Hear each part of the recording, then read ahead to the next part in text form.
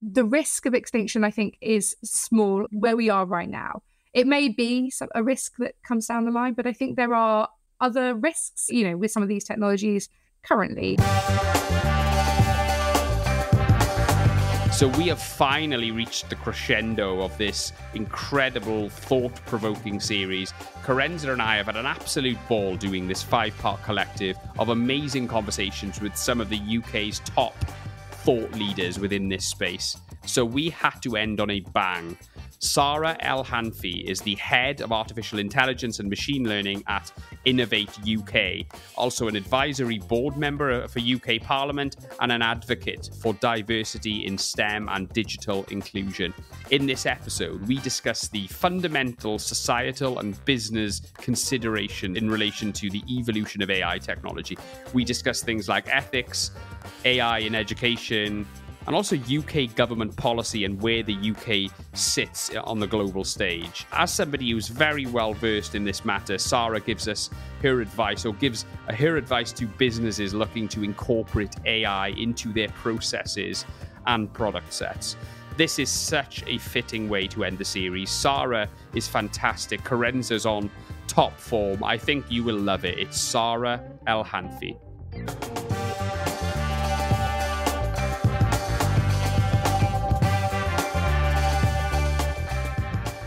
Sara, thank you so much for coming on. Kerensa and I have been so excited about this. Oh, thank you for having me.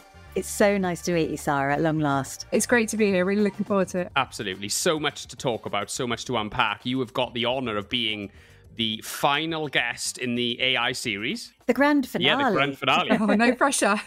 Let's save the best for last, eh? So but thank you so much for doing this. We've got, like I said, we've got so many things we want to talk about, but we always start with this big question. What are you most excited about in relation to the evolution of AI technology? Oh, and that is a really good question.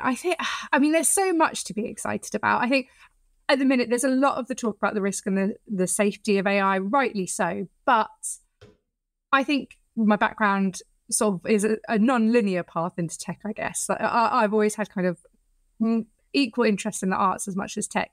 So I think for me, the things that really excite me are more around the applications of the technologies and the amazing things that we're already seeing in health and the applications towards things like climate change. And so it's those kind of applications which I find really exciting. However, the generative AI space, it's very difficult not to find that fascinating, because I think even people like myself who I think are quite close to the technology, I think have been a little bit surprised at just the kind of the speed of the step change that we've seen over the last few months. And do you think that's because of computing processing power, or do you think it's because people are beginning to get more bold and creative with the potential of what you can actually do with the technology? I think a lot of it is underpinned by the compute power that we've got nowadays. That's obviously led to this kind of current wave of AI. But I think that kind of industrial research that's focusing on it is definitely, leading to kind of people trying new things and trying new techniques. And I think once you have one kind of lab concentrating on something, it's encouraging more people to sort of crowd into that space. And that, I think, it's almost that competition, isn't it? And that research from multiple angles that kind of raises the bar and encourages new discovery. Exactly. And I just think it's almost like the democratization of technology through a different means, isn't it? So many people now can have these tools at their fingertips. Before, they were probably unaware that AI was in their lives through so many of the technology they interfaced with, but now they can actually have it and they can control it. And that is incredibly exciting. And I think it's really opened the conversation a bit more, because like you say, I think there was a lot of AI that was being used day to day anyway. And I think society at large probably didn't really understand that or appreciate that. And I think one of the really positive things about things like ChatGPT is actually it's really raised awareness of people of kind of what these systems can do, but also, open that conversation about kind of risk and harm and how we want them to be deployed. So I think that's a real positive, that actually more people kind of grasp what AI is and then are starting to have conversations about that. I know in my friendship group, constantly having chats about AI. You can't escape it. It's constantly the topic of conversation. Yeah, for sure. I mean, Kerensa and I were talking before that we kind of had a bit of a feeling in our gut when we first saw ChatGPT that, wow, this is incredible. It's going to be amazing. And I kind of remember that feeling. I remember where I was when I first saw it and interacted with it, because it just felt like AI had finally come to the masses. You know, it finally sort of, the hype was real. Did you have a similar thoughts when you first saw the technology? Yeah, I think it was difficult not to be impressed by ChatGPT, but also the DALL-E, the image generation as well. I think it definitely, like I said, was kind of like I think it took everyone a little bit by surprise that we'd kind of taken that step up as quickly as we had. For sure. So for the listeners who may not know much about yourself and Innovate UK, can you give us a little bit of a potted history of Sara and maybe a little bit about Innovate UK and the purpose of the organisation as well? Yeah, of course. So I'm head of AI and machine learning at Innovate UK, which is the UK's innovation agency, and I'll talk a little bit more about who we are and what we do in a moment. I'm also on the advisory board of the all-party parliamentary group AI. I'm an RSA fellow and I'm also a mentor. So at the minute, I currently mentor in support of the 10,000 Black Interns programme. Innovate UK is part of a larger organisation called UK Research and Innovation. So Innovate UK has been going for a long time, as have the research councils, but we've all been brought together under this umbrella organisation, which strives to create knowledge with impact. So we're funded by DSIT, the Department for Science, Innovation and Technology, to the tune of about £7 billion a year. And we operate across the whole of the UK. But while the research councils fund different research elements, so from arts and humanities to engineering and physical sciences, Innovate UK is very much focused on supporting business-led innovation. So helping to drive productivity and economic growth, supporting businesses to develop and realise the potential of new ideas, including those that come from the research base, but not exclusively. So we do that in a number of ways. So probably the bread and butter way that most people know Innovate UK is through our investments. So traditionally, we've provided grant funding to organisations, but increasingly we've diversified that as well through innovation loans or investor partnerships. So bringing our funding together with investors to sort of crowd that cash and knowledge into organisations at an earlier stage than they might otherwise get investment. But we also want to create that vibrant and successful innovation ecosystem. So that's through involving organisations and providing the business support that they need from parts of our organisation like Innovate UK Edge, and also connecting them with the wider ecosystem through our Innovate UK KTN or Knowledge Transfer Network. And then finally, we sort of see ourselves as kind of inspiring. So basically creating that shared vision that the ecosystem and innovators in the UK can get behind, producing strategies and roadmaps for priority sectors and technologies. So what's your day-to-day life like, Sara? Walk us through like your average working weeks. What sort of thing lands on your inbox? Oh, it's fascinating, actually. I think when I took the job, I was really excited that because I'd come from the private sector, so very much working on specific projects or advising specific clients. And I was always quite interested when I took the job at that kind of macro level, being able to see what was going on across the whole of the AI ecosystem. So I sit in a team where I look after AI in a non-sector capacity. So I'm not focused on, one specific sector, which is challenging because one day you could be talking about AI in healthcare and then you could be talking about generative AI and then a completely different sector. So sometimes it's a bit confusing about, where are we doing, what are we doing, what are we talking about? But I think that's what keeps it interesting and keeps it exciting. So if we're running competitions, there can be a lot of the kind of the day-to-day admin. So doing the business cases, getting the competitions through our sort of audit trail systems, dealing with project change requests for live projects that we have that we've given funding to, through to working with government departments on policy. So attending roundtables, reviewing documents, and also going out and meeting the community. So a lot of what we do is actually speaking to businesses and understanding what their needs are so that we can, when we have those conversations with policymakers, we can be helping to inform. But also when we're designing our competitions, we're designing something that's fit for purpose and actually going to have an impact and benefit the communities that we're trying to benefit. I see us very much as that conduit of doing stuff for the businesses in this space, and we can have opinions about what we think is needed, but we're never going to actually design what we need unless we're speaking to them and using their knowledge to inform that process. That's probably a good moment to talk about Bridge AI, isn't it? You've just launched it. It must be so exciting. Very exciting. It's been a long time in the works. So to actually get there, it's been great. I think because Innovate UK has always been focused on funding innovation, I think the Bridge AI and that kind of, I guess, identifying, supporting and accelerating AI innovation in the UK. But when the recent government innovation strategy came out, we had more of a remit as Innovate UK to focus on adoption. And I think for me, that's feels the area in the UK that actually we've got a world-class research base. We've got lots, really thriving startup ecosystem, but actually the pace and scale of adoption could be faster. So the Bridge AI program is really there to do just that, to stimulate that adoption of AI into a number of key target sectors. So we're targeting agriculture, construction, transport and logistics, and parts of the creative industries. And we've got £100 million to both support the creation of end-user-driven products and services, but also, because it's an adoption and diffusion program, to really focus on building sector capability. So upskilling and reskilling people, bringing cohorts of adopters and developers together. So to try and address some of those sort of information asymmetries that might exist between different parties, and really kind of address it as quite a holistic, not a one size, there's no one size fits all when it comes to adoption and diffusion. So yeah, it's a really exciting time for us to be launching the program. And we've got a website that we've just launched, bridgeai.net, which is, has a lot of information about either what's already live and also some of the interventions that are going to come on down the line. So if any of our listeners are in those sectors, how do they progress potentially working with you and benefiting from the program? So I think the first thing is really to go to the bridgeai.net portal and sign up for more information, because that means you'll be kept in touch with as competitions are going live or as different support mechanisms are coming online. You'll be kept informed of that. But you'll be able to kind of apply through the portal and actually get triaging. So if you're not, particularly as an adopter, I think if you're not sure what you need or you see a lot of the interventions and it's a bit confusing, we will be kind of triaging and helping people to kind of navigate the different funding options and the different support options to identify what's right for them.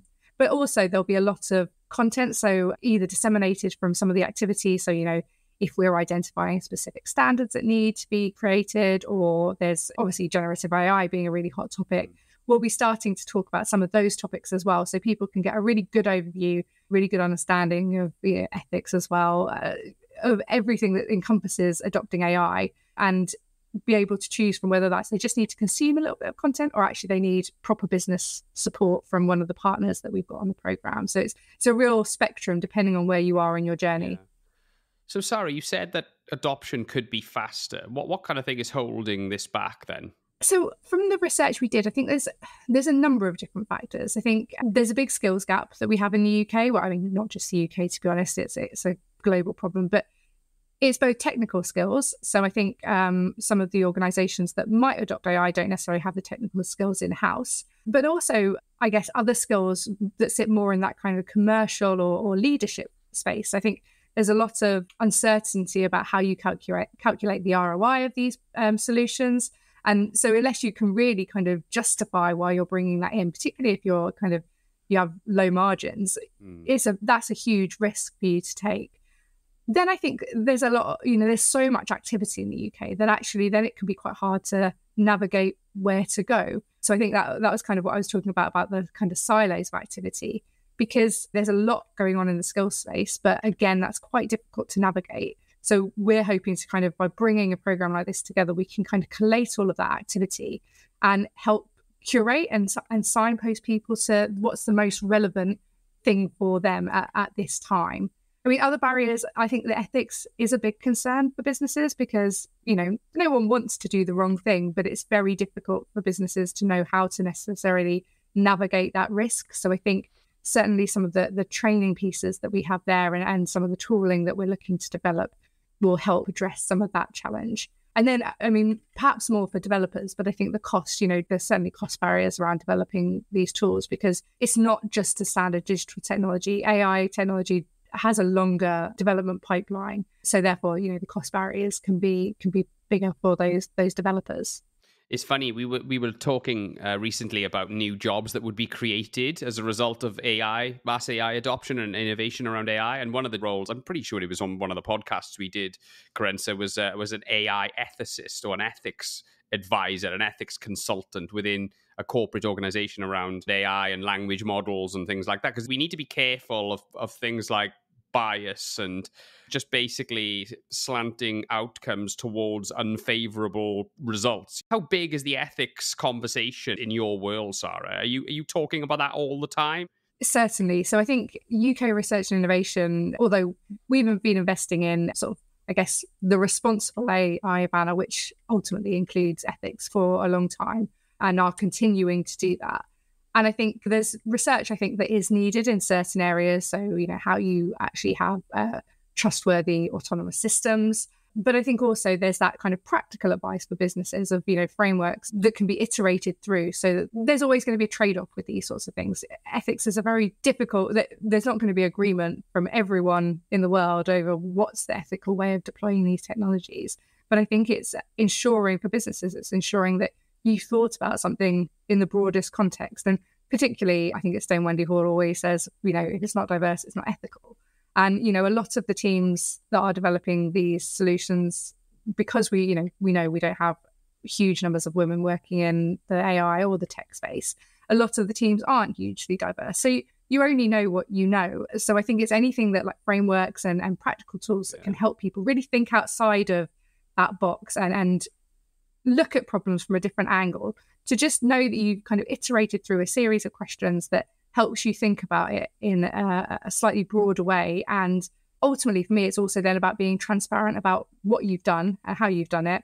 And then people can make an informed choice. I think that for me is kind of the key to this kind of practical approach at the moment, is kind of just, iterating through a series of questions and thinking more broadly about topics. When you speak to businesses and they confide in you about their worries, whether it's about how to apply thinking around ethics or whether it's about how to actually apply automation in their businesses, what are the sorts of worries and concerns that they raise with you when you're going to a lot of events, you're going to a lot of roundtables, you're convening a lot of people?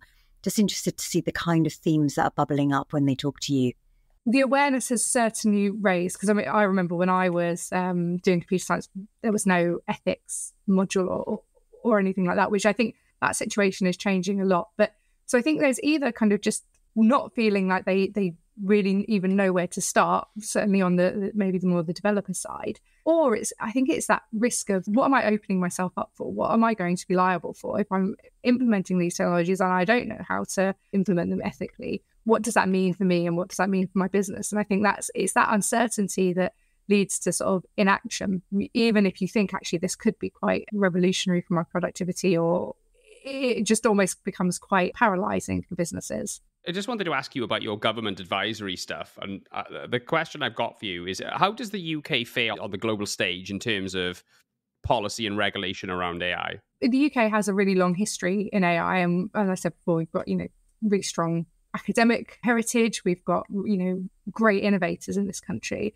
And I think for a number of years, the government has been making AI a priority, and I think that's only increasing. So I joined Innovate UK back in 2017, probably at the start of this current wave of interest and investment. So the Paul Pesenti report had just been published. Then the sector deal kind of followed up, so £1 billion to, I guess, take forward some of the recommendations from that sector deal. But we've since had the National AI Strategy, which I think is, even though that was pre this kind of generative AI sort of boom that we're seeing now, I think that was a really important document, 10-year plan to build on our existing strengths and really make the UK a global AI superpower. And I think it was written in such a way that it actually had that sort of broad framing of the challenges. So even though we've now had this kind of, real generative AI explosion, I think that document is still really valid and really has that good balance between how do we unlock potential and not risk losing the innovation that this technology presents, but alongside kind of balancing with the risks. So I think even though we're seeing, more conversation about risk and more conversation about AI safety, for me, I think that was always in the government policy, that clear balance between the two things. So I think the positioning is, we're positioning ourselves very strongly. There's lots of big investments coming. So obviously there's Bridge AI, 100 million, but there's other, Research Council funding, the 100 million pound for the task force. So I think actually not only are we seeing the government say they're supporting AI, we're actually seeing the money, I guess, to kind of back that up and position the UK strongly. So if I was to be a cynic then in relation to AI, the evolution of AI technology, And you must have heard this one, about people's concerns around AI replacing human workers and causing chaos, with people being laid off left, right, and center. And we could be in a position where robots are taking over an enormous amount of the workforce. And that's obviously going to create societal unrest, potential problems across every sector. Well, what do you say to that, Sara? What's your position on this point? Any kind of transformative technology or things like the Industrial Revolution, I mean, there could be roles that are replaced. I think for the majority of people, it's probably more likely to be tasks within their roles rather than like entire jobs, although, there may. But I think on the flip side, there are going to be plenty of new jobs that get created. So we already talked about the AI ethicists, prompt engineers. This time last year, I don't think anyone was employed as a prompt engineer, and now we've got prompt engineers. I looked at a course the other day to become a qualified prompt engineer. It takes 18 months, by the way. Wow. Yeah. I'd love to do that. It'd be a great thing to tell your mates down the pub, wouldn't it, But after 18 months, there'll be another 3 or 4 new That's technologies springing up and taking over. So, I mean, yeah, with a different job. The curriculum will be entirely out of date. Yeah, that's true. Yeah. So I guess while I think there is that risk of, displacement of, certain tasks and some roles, I think for me, there's always 2 things, especially that these are technologies that are designed and deployed by humans. So actually business owners, society at large need to be talking about actually what do we want to see and how do we want the future of work to look like. I think that's a really important conversation. But also I think it's really crucial that we have a culture of support so that people can access training, they can access retraining opportunities so that they can take advantage of the roles that get created. That for me is kind of one of the really important facets of Bridge AI, is the fact that we've got that kind of upskilling and retraining element. So, people can, they can understand what skills support is available across the whole ecosystem, but also, we've got some leadership components. We've got some access to training through some of our strategic delivery partners, the Alan Turing Institute, the Hartree Centre, Digital Catapult. So actually, when these tools do get adopted, they can be absorbed by the organisations because people understand them, they can work alongside them. So that for me is kind of, I think we need much more focus on education. And a lot of that, the onus of that probably falls to employers to actually help people transition into the new roles that get created once these technologies have been adopted. But if we can stick with the theme of education for a minute and teleport you back, Sara, aged 8 at school, just talk us through you being that kind of bright, curious 8-year-old and what led you ultimately to become a data scientist and into the world of AI. Like, how did you plot your course and what happened? It's just be very interesting, I think, for our listeners just to understand what inspired a little girl to end up moving into this incredible world of technology. I mean, I'd love to say it was planned, but I don't think in all honesty I can say it was a planned path. I've always enjoyed all my subjects at school and I've always had lots of interests. I guess I'm kind of quite a generalist. I just like learning and I like learning new things and I like meeting new people. So I think when I was young, I wanted to be everything. I wanted to be a vet at one point, which made sense, performer. I wanted to go into PR. At one point, I wanted to be a mechanic, which I don't think I really ever understood why, because I'm not a petrol head and I never have been. So I don't know where that one came from. But so I wanted to be so many things. So I think when I was kind of going through the path of your GCSEs and your A-levels, I just picked on things I enjoyed. That was my kind of main strategy. There was never a kind of a career path. And actually, I took more art subjects. So my A-levels were history, English literature, and information technology, which I guess I don't think they really do that anymore. So I'm showing my age, but it was more the essay kind of based side of computing, I guess. I wanted to do a history degree. But when I was doing my A-levels, I just suddenly felt that actually computer science would be quite fun. And the more I kind of sort of started delving into the prospectuses and, what the course content was, the more I got quite excited about it. So I started to explore whether it would be possible for me to do. Obviously, I hadn't set myself up for the greatest success rate because a lot of universities want you to have done Maths A-level to do, or at that point in time, you had to have had a Maths A-level to do computer science. But there were some reputable universities that didn't think that. They felt that they could teach you everything you needed within the course. So I ended up at Swansea University doing computer science, and certainly at that time it was one of the top computer science courses. I think it still is, isn't it? Swansea still. I haven't checked the latest, so I didn't want to. Great university by the sea, lovely. Yeah. I must have bumped into you in JCs or Divas, Sarah. See, Sarah knows what I'm talking about. There. If you ever went to any gigs at JCs or Divas, then it's probably me. Yeah, I must have covered. It's not the biggest university in the world, is it? Although it's a lot bigger than it was when we were there. But just for context, we established in the sort of preamble that we were in university in Swansea at the same time. And nearly, Sarah, you nearly did history, so you might even have been in the same class as me. But you missed out, eh? I mean, I think it just goes to show that I think it's a relevant point for AI nowadays, because actually now we're in a point where, particularly with AI technologies, there's a real focus and emphasis on that kind of multidisciplinary and interdisciplinary. And actually, the government's funded a lot of conversion courses and masters for people that are coming from different disciplines.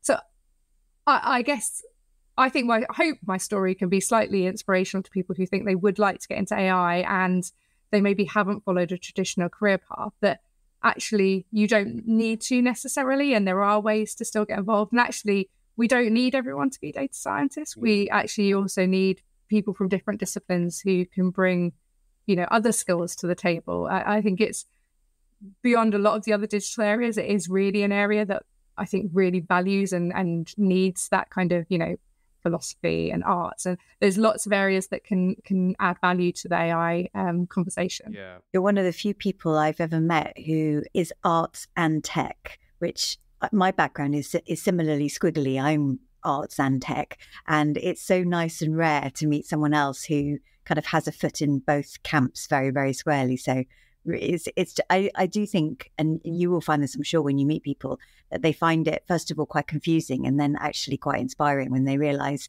it's possible to come from all kinds of different disciplines and still be able to flourish in this world, and kind of being able to have the opportunity to work in innovation in AI. I don't think there's a more exciting moment in time that this is actually really burgeoning as a growth. And the revenue streams and the potential economic output that will come from this is just incredible to visualize, isn't it? 100%. And I think the more we can encourage people to consider it, if it is interesting to them, you spend so much time at work that you want to do something that kind of excites you. So if it is exciting and you just think you've maybe done the wrong degree or taken the wrong career path up to now, I think it's just important to think that actually you can pivot. There's always ways to explore things. It's just kind of, reaching out to the right people, having conversations and understanding, what your little next step might be that ultimately can, I'm a firm believer in, taking small steps and ultimately then where do you get to in the long term? So guys, can I ask us really a question I should have asked at the beginning? Do you guys actually know each other? Because your worlds are quite similar, aren't they? I couldn't remember, Kerensa, if you knew Sarah. You haven't met, have you? We haven't. And the thing is, I have been wanting to meet Sarah for a while because I think we go to quite a few of the same sorts of things, but we haven't actually met in person. So this is actually our very first conversation. But we know a lot of the same people. And Zoe Webster, who leads data science for the whole of BT, she works alongside me here. I'm director of data platforms. And Sarah used to work with her in her previous role, so we have Zoe in common. It's very surprising we haven't met so far, but we're going to remedy that and meet in person soon. We will. You should do, because there's a lot of crossover, I believe, just from the stuff you're saying, Sarah. So yeah, but look, can we stay on the subject of education for a minute, because I think this is a really big one. One of the most sort of profound things that we've spoken about on this series is basically around education and how we can embrace AI technology for the betterment of teaching people in the education system. There's a bit of controversy around students handing in essays straight out of ChatGPT, straight into the inbox of their tutor. I suppose the question I've got for you, Sarah, is if I am a student and you've set me an assignment and I've maybe used ChatGPT to put together 60% of that assignment, but actually put my own spin on it, handed it in, and it was really good. Have I done something wrong? What's your take on that? Firstly, if you're a student and you've put your question in, your prompt into ChatGPT and you've handed it straight in and you've not read the output, then that can't be a good thing. Yeah. Because, we know there are hallucinations. We know there is misinformation, incorrect facts that come out. Pure nonsense does come out. So, firstly, for me, it's a really good prompt for, brainstorming or helping to get structure. And I think actually for maybe people who writing's not their strength, actually it can be really helpful as a tool. So I'm kind of the mind that, yes, we don't want people to just kind of put something in and spit something out and give it, but it kind of feels like a tool that should be embraced. And actually, how can we encourage people to learn about these technologies and have things that it's kind of like, well, why don't you use ChatGPT to do X? And then when the outcome of that comes, use that as your base and start to work with it. Because for me, it feels like a missed opportunity to not get people engaged with these new technologies if we say, oh, you just can't use them, full stop. But actually, if there's real benefits of them and they're tools to either help people who might struggle without it or to kind of get people to think about it in a different way, for me, it's like another type of literacy. So we don't want to abandon everything we do to date, but actually we probably don't want to ignore these things either. And there could be, real benefits from kind of finding that middle ground. Yeah, no, I agree. I do think it has an enabling possibility as well for people who might have, let's say, dyslexia or ADHD, different neurodivergent characteristics. It actually could help give people different types of opportunities. And we don't yet know the full gamut of what those opportunities might be. But it's interesting to think of how could this be used as a tool to enable both diversity and social mobility, actually. Yeah, 100%. I completely agree with that. And that's where it feels like it's such early days that surely we should be trying to find combinations and try things out and see what works and see what doesn't work.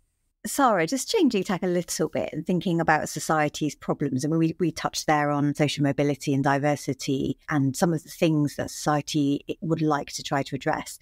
What are the other kind of exciting projects and programs that you've come across during your work that you might like to just kind of spotlight for us, just to bring to life how people are using AI in creative ways to help solve problems? We funded a huge portfolio at Innovate UK and across the research councils as well. I think some of the really interesting projects that we've run, we funded so many individual companies that it's really difficult not to be excited by. I think I'm in a very fortunate position that I actually see the innovations and the different innovations. I remember one project we funded from a company called Pimlock was particularly exciting. So it was around the time of, GDPR just kind of really coming to the fore, and lots of those kind of question marks about, how do we respond to these inquiries if people want to kind of have their data redacted or removed. They developed a really interesting tool that from videos, it could redact people's faces. So if someone requested a freedom of information request about themselves and then video content, it could give them all the data on them, but also redact everyone else from the video content. So yeah, really, really interesting application of kind of, computer vision and facial recognition. So that was one that I always remember because I think, it was such a very timely, they had like their kind of use case, but actually realised that there was a much more, economically viable use case in the GDPR space, but also that's gone on to have huge value for security, so defence and policing sort of implications. So I think it's really nice to see kind of a company identify really, a strong technology, but then kind of be able to navigate where they thought it would be a really good fit to where actually there was a real market for that and finding the market. One of the other programs I was involved in, which was really interesting, was all around using AI for accountancy, legal services and insurance. And so for that, it was kind of about how do we encourage those sectors to use more AI, but also how do we enable them to do that in a responsible way so they understand the privacy and security of the data. And one of the projects we ran was a data access innovation lab and follow-on funding. So really bringing together adopters in those sectors, developers, regulators, academics, to try to create solutions that would enable the sharing of that data or the access of that data, not necessarily sharing in the traditional sense, to enable the AI solutions to work, but to ensure that actually it was done in a sort of responsible and ethical way. And that was really exciting. Funded a number of projects out of that, which are probably a bit too early to see the impact. I think that's sometimes the exciting part of Innovate UK is you see these ideas at their really nascent stage, but actually it can take a number of years before we see, those big kind of big Series A, Series B, or acquisitions, or, you know, the real kind of market value that comes from them. So I think we kind of enter quite early doors. And so it takes a lot of time to actually see some of the projects come to fruition and the companies really come into their own. But it's at that vital stage, at the point when someone has an idea and has the kind of the audacity and the daring to say, actually, I really want to kind of mortgage my house on this or put all of my savings into it. Entrepreneurs are some of the most passionate, driven people you can meet. And to give them the opportunity to help make their idea fly, it's such a precious gift what you do for the United Kingdom. I mean, so many small businesses have got the lift they needed because of the help you're giving. So even if, you know, as you say, you can give them that little lift and it will take some time to see through the impact. The fact that you've been able to give that opportunity is genuinely life-changing for an awful lot of people. That is really satisfying, because I think, you know, there have been examples where people they've been working in their sort of evenings and weekends, holding down full-time jobs to start the sort of the kernel of an idea. And just such small amounts, really, small amounts of funding can make such a huge difference that actually, you know, another company that always springs to mind, their story is Sensat. They map infrastructure.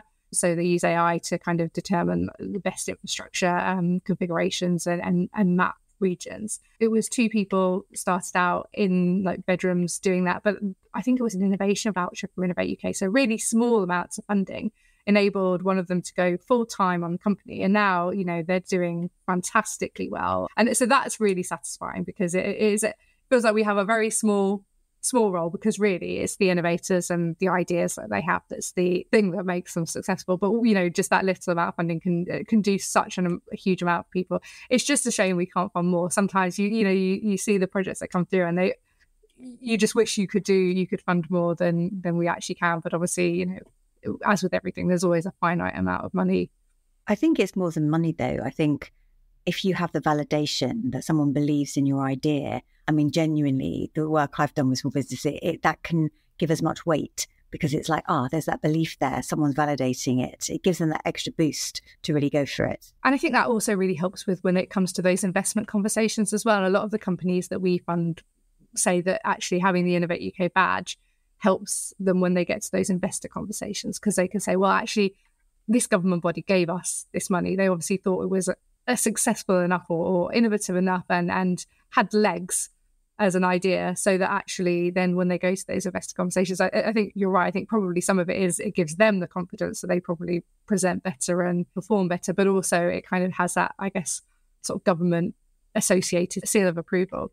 Can I ask as well, what's your take on the extinction statement?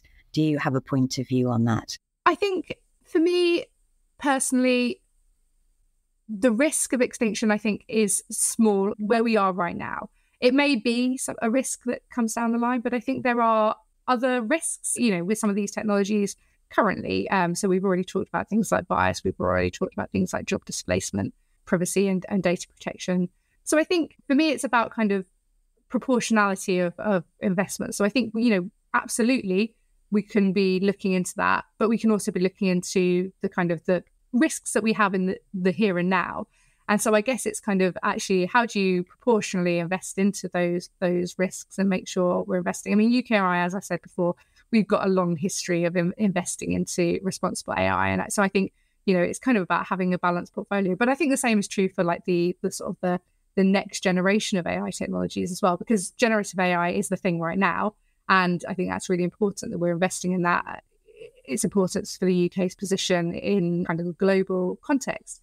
But I think we should also not be sort of blinded, like putting the blinkers on and blindsiding ourselves to other exciting developments that may come in a completely different part of the AI landscape. Because this, in 20 years, generative AI might not be the thing that has been the kind of the real revolutionary change for AI. So there might be other technologies that emerge. So for me, I think it's really about kind of having kind of balance across a portfolio. So we're investing in research in lots of different areas of innovation and new technologies, but also in terms of risk. So we're kind of covering all bases, but doing it proportionally and making sure that we're kind of not focusing so much on the future that we miss the risks that we're currently facing. I wanted to ask you about UK government. What are UK government most concerned about in relation to AI innovation and in the widespread adoption of AI? What are they most sort of vigilant of? Is there anything that comes up that, that is particularly concerning, or is it all just positive?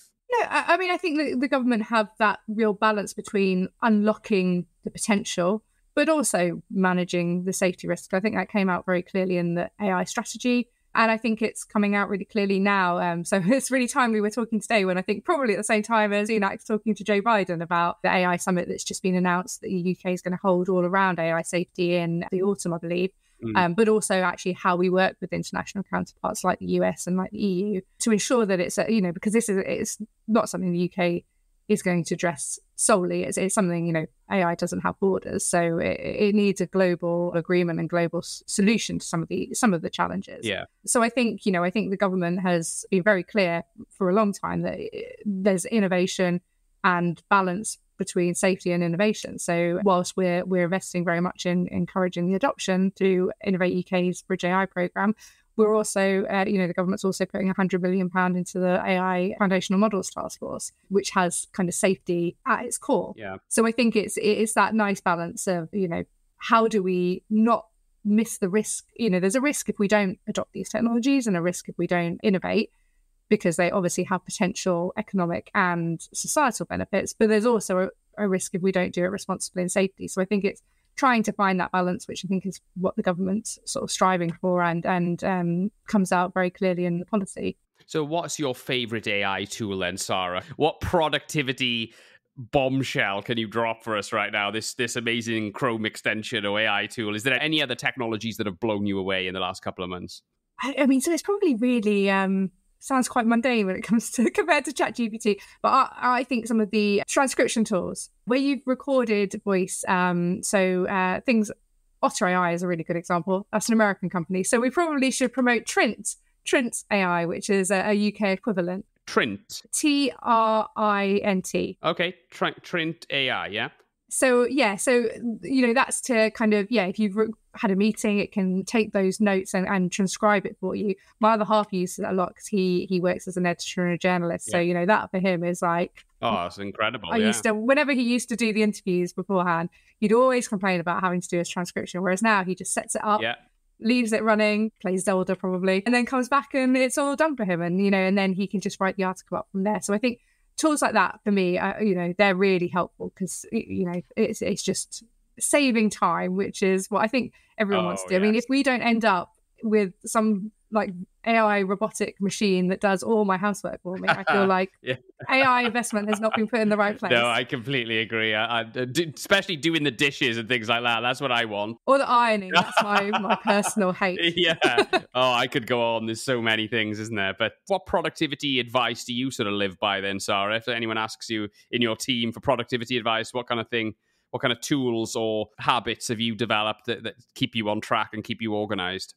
I mean, I live and die by my to-do list. Are you an inbox zero person? I'm not. Oh, right, okay. No. So I live and die by my to-do list. I flag things and it sends it straight through to the to-do list. So then I've got a clear record without having to go back through. And so I zero those. But I don't think I started on the I've been here like 5 years now. I don't think I started on the inbox zero trend early enough. So the historic is it's too much to get on top of now. Yeah. It's always the thing when you start in a new job, if you don't do it properly from the outset, I think it's a losing battle after a certain time. Yeah, sure. So look, going back to sort of the bigger picture AI stuff, what advice do you give to people who are concerned about the impact of AI taking jobs? What do you say to those people, Sara? I think it goes back to the kind of the education and training, and that particularly employers really need to be investing in skills within their organisation, and we have to move to that culture of lifelong learning. But I also think that, there's definitely a role for kind of more societal understanding of AI, because I think it's not just something, if we want more diversity in AI, we need more people to understand what AI can do, the opportunities, the limitations, the challenges, and to be more excited about it and to actually want to get involved in the conversation and want to get involved in the development or the deployment of the tools. So I think it feels like when I first started in this sort of area, it wasn't everywhere, whereas now it is everywhere. If you want to learn about AI, there's Netflix documentaries on relevant topics, there's podcasts everywhere, it's on the news all the time. So it's actually just kind of, I guess, digesting some of that and asking questions. Yeah, sure. So look, let's end on this one then. We ask every guest this question. 21-year-old Sara, you would have been a third-year computer science graduate at the Klein Hall campus in Swansea or something, Swansea University. What advice would you give to that person? I think for me, it would be to trust myself more, my choices, but also, I guess, my abilities. I think it's taken a long time. But as I've got older, I've sort of started to recognise, I guess, the value of individual perspectives in the workplace and, having that confidence to show up more authentically. When I was, first out of university, I felt that I needed to try and mould myself to fit perceptions of what you think the corporate workplace should be or what leadership should be. Yeah. And actually, it's the individual perspective that makes it brings the value to teams, and having diverse teams, I think, is where the benefit comes from. So it's not a key to happiness, and it's not a key to being an asset. So yeah, that for me would be kind of, just trust yourself, trust your choices, show up as you are, and that's the value that you have to bring to the world. Brilliant. Oh, that's fantastic advice, Sara, and I've really enjoyed chatting with you. Kerensa and I have done 5 of these episodes now as part of our AI series, and this has been absolutely brilliant. So thank you so much for coming on the Tech Leaders podcast. Lovely to meet you. Thank you for having me. It's been really fun. So I've really enjoyed it.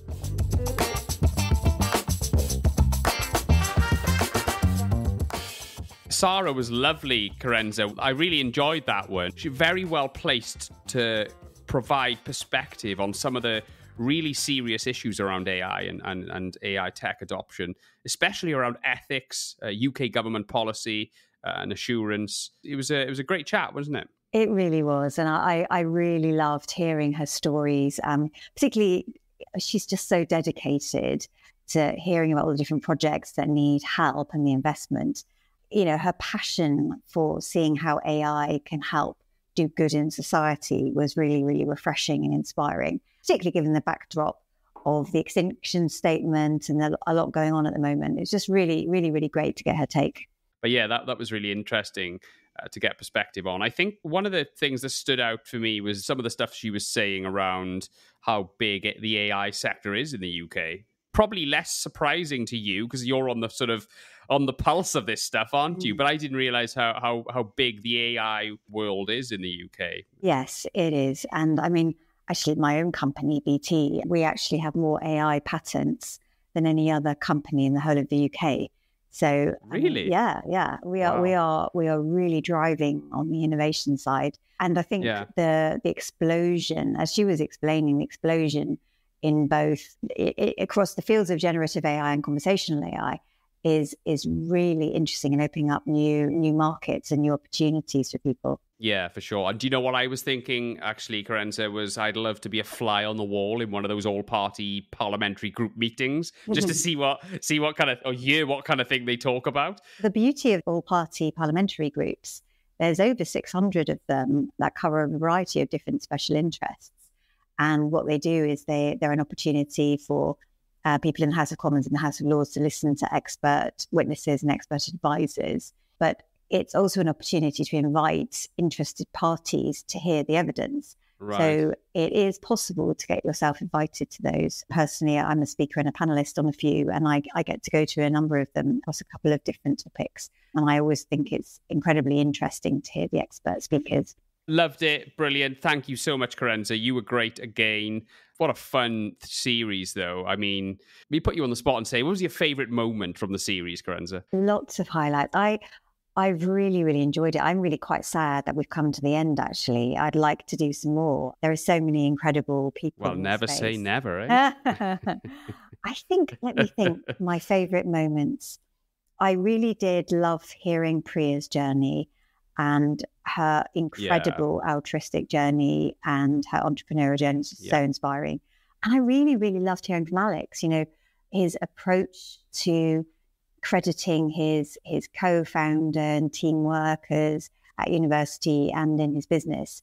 Really refreshing because you can get quite a lot of egos in business. And I just found him incredibly refreshing, the fact that he is there trying to make the world a better place. He sort of wore his heart on his sleeve, and I liked that. He's using his extraordinary brain power and the fact that he's able to innovate and to think and to process and think about society's problems and actually come up with solutions. But bundling all that out with a real humility, I think, is lovely. And with Kerensa, I just really loved the fact that this person who's got this incredible entrepreneurial journey, and now she's like designing the AI future for Scotland. I mean, how amazing is that? Yeah, it is, absolutely. And I have to bring this one up, Kerensa. The story of how she was pitching for investment, and she had that setback with someone saying that she was a woman, and that was a bad thing, and then obviously proving that whole thing wrong, and then just rocking it, and it was just a lovely story. I mean, Katrina's backstory, and obviously working on the Barclays online banking, the first one in the UK, I think it was, and she led that, and it was just that backstory. I know it's not AI based, but it's just a lovely story, isn't it? I just thought that was fantastic. It was a riveting story. And then I suppose with Roger, we got to go get the inside story on what OpenAI was seeking to do. I thought that was my big kind of wow moment in the whole series, is like learning, lifting the bonnet on OpenAI. I thought it was amazing. Absolutely. That was such a coup getting him on. I mean, it's always a coup getting them all on. But I mean, Roger, especially because OpenAI are just probably the most in-demand company in the world at the moment. And he was an unusual guy. I loved his communication style. He was very arty, very different, in a really good way. He did the interview from the Oberhausen Film Festival. How rock star is that? I know. Couldn't have been better. I loved that one. It was so good. Kerensa, thank you so much. Such a brilliant series. I've loved doing it with you. Yeah, thank you so much. Thank you, Sara. I've loved working with you again, and your brilliant team, I should say. They are fantastic. Sure. Thank you so much. It's been a real blast. Thank you.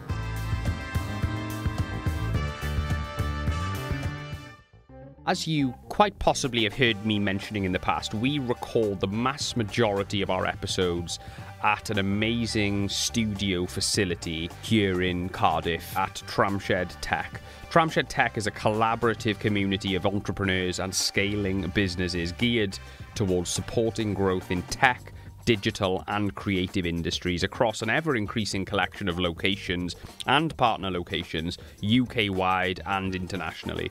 It really is the perfect place for your business to start up, scale up, accelerate or innovate. Head over to tramshedtech.co.uk or just search Tramshed Tech on your favourite social media platform.